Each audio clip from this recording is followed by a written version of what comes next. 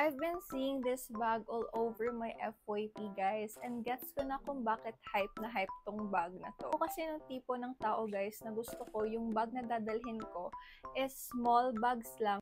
At the same time guys, sobrang dami ko rin gustong dalhin tuwing aalis ako ng bahay. Luckily guys, I found this cute and classy bag from TikTok shop. And actually guys, you can wear this bag in 3 different ways. So as you can see guys, very classy talaga siyang tingnan.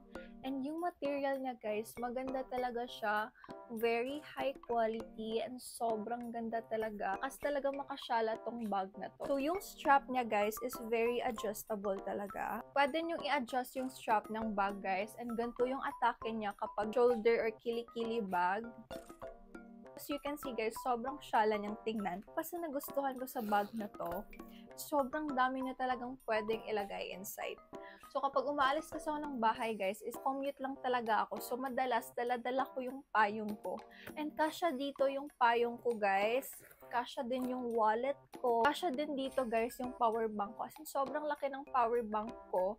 And kailangan ko kasi itong power bank guys kapag umaalis ako ng bahay. Kasi kahit umaalis ako, nagpo-post, nag-edit pa rin ako. So must have talaga ang power bank. First guys, hindi mawawala yung pang-retouch. Have 2 lip tints here. And as you can see, full size talaga yung mga tints and kasya siya dito. Minsan guys, nagdadala pa ako ng shades. Sabi guys, sobrang spacious talaga ng bag na to. Kita nyo naman guys, pwede nyo din siyang isuot as a sling bag.